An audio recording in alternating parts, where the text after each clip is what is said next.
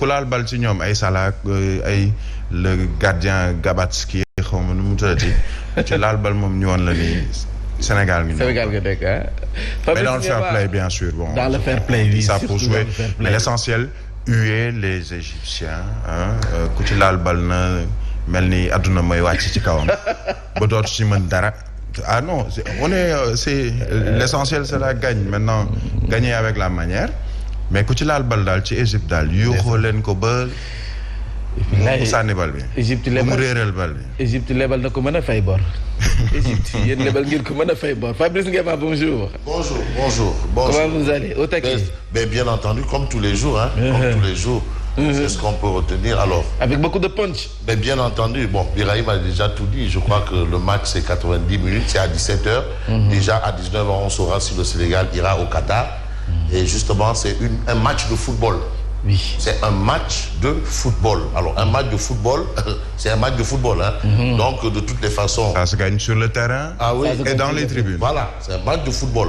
Et dans les tribunes. Il y a cette pression. Ah oui. Ouais, bien entendu. Non, c'est un match de football. Et un match de football, c'est tout donner. Tout donner. Il faut, bien entendu, tout donner. Et c'est ce que peut-être les Lions doivent comprendre aujourd'hui. Et les Lions le savent. Parce qu'en fait, c'est des gens qui ont choisi ça comme métier. C'est leur métier. C'est le football. Profession footballeur. Donc, ils savent ce qu'ils doivent faire pour gagner. C'est sur le terrain. Maintenant, le 12e Gaindé a aussi sa mission à jouer. Et le 12e Gaindé le sait très bien. Donc, croisons les doigts et il faut retenir que c'est un match de football qu'il faut gagner. Voilà, il faut gagner le match. Voilà, c'est 90 minutes plus prolongation et il faut gagner. Oui, justement, j'ai vu le titre du quotidien, un très beau titre. Un très beau titre. Bon, il y a certains titres quand même qui renvoient un peu à des choses. Bon, bref. En tout cas, moi, je ne suis ni procureur, ni juge, ni ministre de la Justice, ni ceci, cela. On laisse à chacun d'aller avec parfois ses passions. Mais est-ce qu'il faut être, là, j'interpelle Lala Aïcha Fall, j'interpelle le professeur Moussa Sarr, est-ce qu'il faut être passif face à nos passions? Pour l'instant, on a un peu assez passionné, et ça, il faut le dire, par rapport à son équipe nationale. Donc, la victoire s'impose. Donc, on gagne ou on gagne. On gagne ou on gagne. Voilà. On gagne ou on gagne. Mais sans liste parallèle. Sans liste parallèle. Mamadou Fafana, mode 12e Gaïndé. Oui. Lui aussi. Pour le national.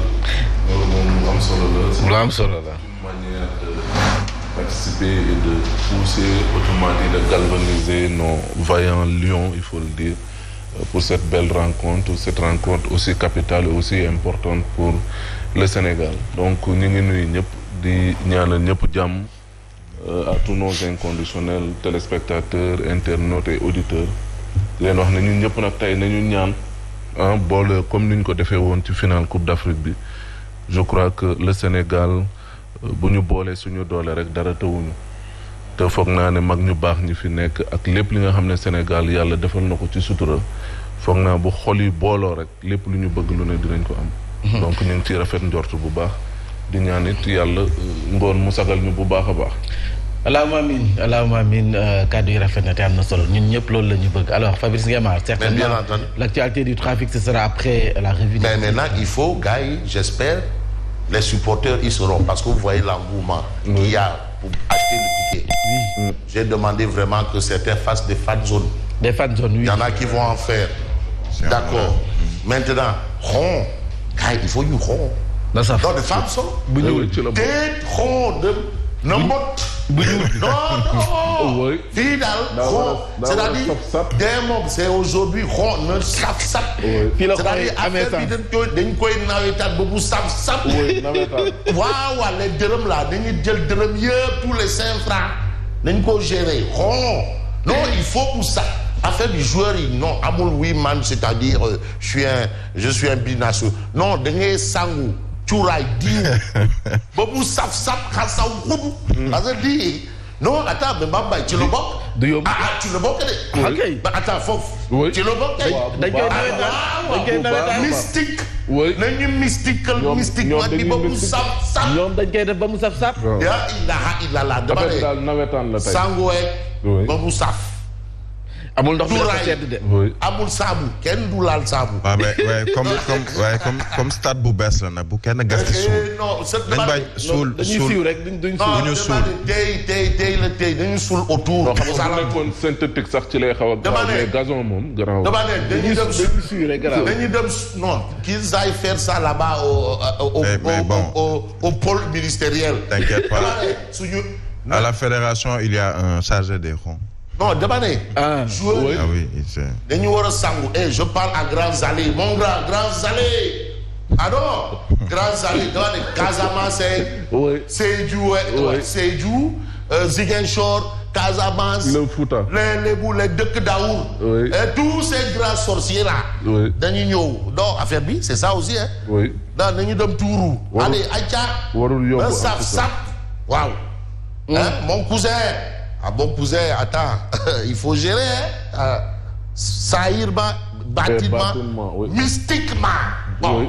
voilà. oui mystiquement oui. ci la bokk peut-être ci la trompe hein. waaw. Et vous avez ce que nous dit Vox Populaire, Vox Populi. Oui. C'est justement, ça renvoie justement à ça. Parce qu'il est quoi? Talata Inder, ça passe ou ça casse? Oui, ça passe. Il n'y a pas de calcul ici. Il n'y a pas de mathématiques ou bien d'arithmétique ou mathématiques dans l'espace. Là, bon, peut-être le professeur titulaire Marie Théodiane vous aurait donné une formule à géométrie variable ou bien, je ne sais pas, Théorème fait une probabilité. Voilà, un calcul espace-temps. Parce que là, maintenant, ça, c'est le professeur titulaire, son excellence Marie Théodiane. Là, aujourd'hui, on dit ça passe ou ça casse. Dembedière. El Tactico. On prend El Tactico au mot. El Tactico de déclarer on va vers un match difficile, mais on doit être capable de marquer rapidement. Rapidement. C'est ce que déclare El Tactico. Mais en face de El Tactico, il y a quoi? Carlos Queiroz, entraîneur de l'Égypte. Nous voulons les battre à domicile et à l'extérieur. Donc eux, ils sont venus pour gagner. Bien sûr. Ils ne sont pas venus pour une promenade de santé. Donc tout doit sortir. Football, les maillots, ils doivent transpirer des maillots, des shorts, des slips, des bas, tout. Le corps là, c'est-à-dire les joueurs là, quand la bite va siffler 3 fois, ils doivent tous tomber en syncope. Ouais. Quand la bite va siffler, ils doivent tous tomber en syncope. Oui. Oui, voilà. Donc nous voulons, donc voilà l'entraîneur, c'est clair, hein. Donc là, il n'y a pas de débat. Bon, le débat sur le système éducatif, il y a un autre débat sur les ponctions. Fonction de salaire. Vous avez ici l'imam Ratib Mohamed Moustapha Diagne, mais qui dit que ben, c'est légal et justifié. C'est légal, hein. Tu n'as pas travaillé, qui n'a pas travaillé n'a pas droit au salaire. Ou bien on coupe. Hein, Fof. Bien sûr. Puis, amenez-nous CNG, hein. État aussi, amenez CNG, hein. Oui. L'État aussi a amené CNG. Il y a CNG là-bas, hein. Les fonctionnaires de l'État là. Voilà, donc Mohamed Moustapha Diagne dit c'est justifié. Bon, maintenant, on peut discuter. Oui. Mais dans la discussion, on a quel journal? J'ai envie de prendre le journal, bien entendu, Le Témoin, qui fait appel à la fibre patriotique. Un peuple début et une fois dans la victoire. C'est clair. Il n'y a pas de débat là-bas. Un Sénégal-Égypte décisif ce mardi. Un peuple début et une fois dans la victoire. Vous avez Lamine Mboup. Bon, ça, c'est la JIA. Parce que la JIA... Non, Birahim est du Djaraf. La JIA... Voilà, Birahim, c'est un Djarafman, Man Bekaï Mbaye, Lamine Mboup, Baba Tandian, le président Tandian, nous c'est la JIA. Voilà. Bon, les Égyptiens savent comment jouer contre le Sénégal. Parce que Lamine Mboup a évolué en Égypte. Ah oui, à Cœur Saïd en plus, à Port Saïd. Port Saïd. A joué en Égypte. Et il dit que les Égyptiens savent comment jouer contre le Sénégal. Le président Doudou Wade aussi, c'est un Jiaman, hein. Ouais, mais même le président de Nyari Tali, mais 10 000% JIA, 10 000, c'est le président de Nyari Tali. Oui, mais oui. il est 10 000% JIA. Président Doudou Wade, JIA, la JIA. Bon, bref, donc vous avez cette information. Mais l'autre information, toujours autour du sport, c'est ce que révèle Sud Quotidien. Les Lions face à eux-mêmes. Et vous avez Tribune Sport aussi, qui a rappelé que, selon El Tactico, il s'agira de quoi? Ben, il s'agira d'un Talata net. Clair et net. Ça veut dire que le sang, au sens propre. Attention, parce qu'on dit couler le sang au sens propre. Transpirer sang et eau. Je crois que c'est une expression qui sied Tchernobyl. Parfaitement. Oui, il faut transpirer sang et eau. Hein? Faire couler beaucoup d'encre et de salive, c'est ce que nous faisons maintenant. Pour galvaniser les lions. Je suppose. Nous sommes dans cette dynamique. C'est bien ça. Oui. Je vous assure que il y a de la matière Grise. Les gens, ils parlent, c'est de la matière Grise. Si on dit journalisme bien, on y va. Oui. Non, il y a de la matière grise. C'est-à-dire fil. Tout à fait. Non, fil, tchaf bi khemé. Badou. Tu les crèmes. Mais vous avez le titre de Biraïm, on doit gagner, Doha, capitale du Qatar. Et c'est là-bas que va se passer la Coupe du Monde. À Moul Debel Marignon. C'est clair et net. Il n'y a pas à faire les tigres de farce. Tigre de farce. De farce, non, tu sais, il y a tigre de face. Le tigre de farce. Moustapha Gueye, c'est le tigre de face. Baye des tigres de face. Gris Bordeaux. On doit gagner. 2 buts d'écart pour voir le Qatar. 2 buts. Oui. Ils peuvent ça. Oui, on a en tout cas tous les arguments. Mais c'était encore plus compliqué pour les Lions de Aliou Tsika. Aliou Tsika était capitaine pour se qualifier pour la Coupe du Monde. Oui. Là-bas, c'était encore plus compliqué. En 2002. Là, on doit gagner. Et quand dans le on doit gagner là, on montre clairement Sadio Mané. Oui. C'est lui le boss, hein. Tout à fait. Qu'il ne veuille pas, il y a la colère. C'est lui le patron. Il est très attendu. Oui. Donc, c'est aujourd'hui, hein. Mais c'est important aussi de livrer ce que nous affiche le record. Sénégal-Égypte à 17h pile. Voilà la situation de record. À nous, le mondial 2022. Donc, pour record, les dés sont pipés. Les dés sont jetés. Non, c'est que c'est Thierry Biraïm, l'enseignant-chercheur. Bon, l'observateur, les dés sont jetés. Voilà. Match retour, barrage Coupe du Monde 2022, Sénégal-Égypte, 17h, les clés de match piège. Attention, parce que à vouloir trop, on peut. Donc il faut être prudent en attaquant et en défendant. En même temps. Donc il faut être 11, c'est-à-dire chaque joueur doit être 2. Oui. Donc on aura 11 Sénégalais, ils doivent être 22. Chaque joueur doit faire 2. Voilà, tout le monde au stade. C'est-à-dire le match là, le Tibetang là, et le Manko quoi Tignati, c'est là-bas. Tout le monde. Égypte. Tibetang Égypte. Tignel, c'est là. Tignel égyptien. Voilà, c'est là. Bon, voilà. Mais vous avez, on peut prendre par exemple les Échos, les Lions en opération Talaït et Inder. Vous avez l'exclusif. L'exclusif parle de drôle de mobilisation. Tous les ponts chez ADD, c'est ce qu'on a vu à Podor le week-end. Vous avez eu 2 grandes manifestations, 2 ministres de la République qui, à distance, se faisaient, voilà, le showtime. Mais Cheikh Oumar Anne joue au trouble fête et porte-presse. Bon, bref. Donc, sa mobilisation à lui, Cheikh Oumar Anne, c'est celle de la presse. En tout cas, sur le terrain, Fouras d'Adekhédine. C'est ce que semble expliquer, bien entendu, l'exclusif. Et puis, l'exclusif est avec Fali Segmer de Ross Becho, qui a nommé Macky Sall président des infrastructures monumentales.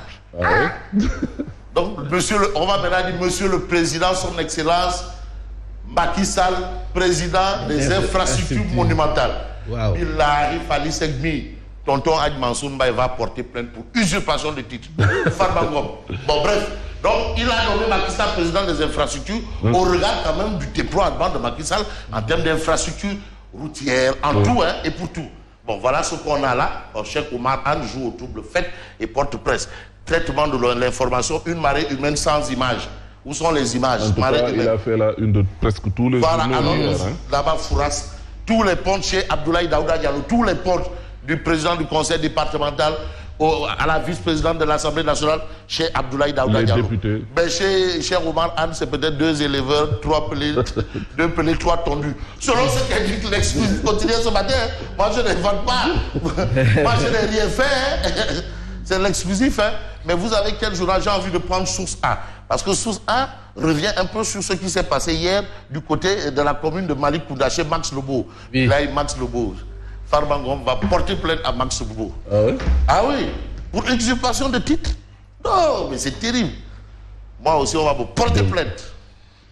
Le président attaque de nos côtés. Ah ouais, vous avez Source A ici. Bon, c'est vrai que Source A, pour ceux qui relèvent du titre du match, on peut peut-être calmer, poser la balle à terre. Mais on a inauguration de l'hôtel Rio Baobab de Pointe-Sarène. Le maire de Malicounda chante le génie créateur de Macky Sall. Il faut quand même comprendre dans cette opération que le projet de Macky de faire de Mbodiène l'autre station balnéaire est en train de se réaliser. Donc aujourd'hui, Malicounda, c'est comme qui dirait la nouvelle capitale du tourisme au Sénégal. C'est Malicounda. Et c'est tout le bénéfice pour Max Lobo quand même, qui fait beaucoup de choses dans cette localité. Et vous avez ça, inauguration de l'hôtel Rio par le chef de l'État Macky Sall, parce que cet hôtel va employer des Sénégalais aussi. Oui, tout à Donc fait. il faut quand même saluer ça, il le faut. Et on sait que le tourisme a quand même apporté au Sénégal beaucoup de choses. C'est comme l'agriculture, c'est comme la pêche. La pêche est en lambeaux, l'agriculture, bon, ça reprend de l'oxygène, hein. Et le tourisme aussi doit venir. Donc c'est important. Les premiers pas de la station balnéaire de Mbodiène. Voilà. Donc c'est par rapport à cet hôtel. Mais qu'est-ce qu'on peut retenir? J'ai envie de prendre le journal Alerte ce matin pour terminer. Avant, bien entendu, Odia. Malheureusement, on n'a pas Alerte. Mais Direct News d'afficher à ça une face aux assauts de Sonko. Mais où est la jeunesse de Macky? C'est un point d'interrogation. Où est la jeunesse de Macky? Aujourd'hui, Ousmane Sonko symbolise incontestablement le chef de l'opposition, Ousmane Sonko. Le style politique que le nouveau maire de Ziguinchor s'est choisi est offensif. Mais les militants de Macky sont aux abonnés absents. Anna, ils ont la trouille. Ils ont la trouille de Ousmane Sonko. Ouais. C'est un peu l'interrogation aujourd'hui de Direct News. Ils semblent avoir la trouille. Voilà. Donc ce sont des trouillards. Voilà. C'est l'expression. Mais on peut peut-être prendre quel journal? J'ai envie de prendre l'I quotidien. L'I quotidien. Finances publiques, augmentation de 267,2 milliards de francs CFA de recettes de l'État. Mais 50 ans après Sali, la station balnéaire de Pointe-Sarène ouvre une nouvelle ère. Et ça, c'est tout le bénéfice de Max Lobo. Il faut quand même savoir que Max Lobo montre vraiment, machallah, car machallah. Bon, voilà. Et l'étudiante de l'UGB. Voilà, l'étudiante de l'UGB. Vous avez l'observateur, le meurtre à l'université de Saint-Louis, l'incroyable épilogue de l'enquête sur la mort de l'étudiant Seda Bouka Diallo. Vous avez les aveux circonstanciés de son présumé meurtrier et copain étudiant à l'UGB. Vous avez la grossesse de 4 mois, le désir d'avorter, la bataille mortelle et la valise qui a servi à transporter le corps. Comment ça? Comment ça? Bon, voilà la situation. Mais l'autre situation est allée à la une de Tribune. Parce que Tribune aussi parle d'un fait. Attention, les gens ont des enfants. Soyez prudents. Faites très attention. Le monde n'est plus ce qu'il était avant. Et aujourd'hui, vous avez scandale sexuel à Bourg. Oui, mettant en cause 17 élèves. Hein? 30 vidéos mettant en scène des élèves qui secouent la ville. 30 vidéos. Ce sont les filles innocentes par l'âge qui filmaient les ébats. Ces gamines font pire que dans les films X. Wow. Le challenge WhatsApp qui les a perdus. Non, il y a des problèmes. Oui. C'est vrai que, bon, il y a des problèmes. Voilà la situation. Et c'est une école mais vous avez privée, un du PRP, Déthié Fall appelle à consolider Yewwi Askan Wi. Et puis, les souteneurs de Karim Wade avertissent la direction du PDS. Si le copinage et la gestion clanique continuent à être pratiqués, le PDS ira tout droit vers le mur. Bon, peut-être ils ont... Ah non, ils ont où aller le dire, qu'ils aillent le dire là-bas. Il y a également, Fabrice, les moutons du Mali qui peuvent manquer à l'appel. Ouais. Vous avez les moutons aujourd'hui, Tabaski 2022, projection des éleveurs de Saint-Louis. Les moutons du Mali peuvent manquer à l'appel. Et là, c'est un problème. Mais avant d'arriver aux moutons du Mali, mais est-ce que... Non, parce que là, le ministre de l'élevage doit nous dire. Mais avant d'en arriver aux moutons du Mali et les mbams de Bissau. Ah oui, la tribune aussi doit savoir, doit nous dire si les mbams de Bissau vont arroser le marché. C'est important parce qu'on va vers... ça, les mbams de Bissau, la fête de Pâques là, est-ce qu'il y aura les mbams de Bissau? Parce qu'on dit le ministre de l'élevage. Voilà, comment on appelle le ministre de l'élevage en Wolof? Sam. Le ministre. Voilà. Mais aujourd'hui, les mbams gâtent le petit Djourgi là. Ouais, c'est important. Non, oui, qui kor maki mounen, waru tu war mbam ko, kor nyanya. Ni bayu, man dañuy rafetal. Non, dañ koy rafetal. Mbam ko dañuy wax kor nyanya. Président moom loolu wax. Ouais, parce qu'il sait que Kornia, il y a Tidjourgi là. Il sait que Tidjourgi là. Ah oui. Et puis c'est un secteur porteur. Hein. Mais, et puis la quantité de Mbabou là. Vraiment, c'est là où tu te rends compte que les 3% de Mam Matargué là, vraiment, ils mangent beaucoup. Ils mangent beaucoup. Les 3% de Mam Matargué là. C'est là, hein? Moussa Diao, à Koloban. De Koloban. Hein? Moussa Diao, bonjour très cher ami. Bokar Diong, Parcel Azeli. Bon, voilà. Donc, voilà un peu la situation. Et l'autre situation, c'est un peu l'évidence qui nous laisse en boule. Parce que là encore, il y aura débat sur ce que révèle ce matin l'évidence. J'ai envie de prendre ça, l'évidence. Malheureusement, l'évidence n'est pas là, qui nous dit que finalement, c'est Maître Oumar Youm qui est le patron de l'APR de la Petite Côte. Maître Oumar Youm. Ah, parce qu'à un moment, on voyait Mahmoud Saleh faire des va-et-vient là-bas. Et on a pensé que bon, il y a une situation qui aurait changé. Mais quand le président allait chez Max Lobo là, il dit c'est Oumar Youm, et c'est Oumar Youm. Mais qu'est-ce que nous raconte un peu Odia? Oui. On nous raconte Odia, on peut peut-être voir malheureusement de l'autre côté. C'est que Odia aussi parfois il manque à dette. Parce que vraiment ça me surprend de voir quelqu'un qui... Qui dit Niafal? Maître Aïssata. Chacun il va de sa petite baffe pour laver l'affront. Ah oui, c'est pour rappeler un peu ce que Will Smith, hein, le prince de Bel-Air, il a réglé un problème avec un animateur lors d'une remise de prix. C'était avec Chris Rock. Voilà, il a réglé son compte, il est allé le gifler là et puis voilà. Bon, ici quand même, on a l'impression que c'est Yehui parce qu'on voit les couleurs. Voilà. Qui fait ce qu'il a à faire. C'est Sonko. Voilà. Et où est Tignal, Djoko Tignal Maki? Djoko Tignal. C'est pas lui qui est au fond avec la ceinture. Non, c'est lui qui est avec la ceinture. Djoko Tignal Maki est ici. Bon, c'est le dernier.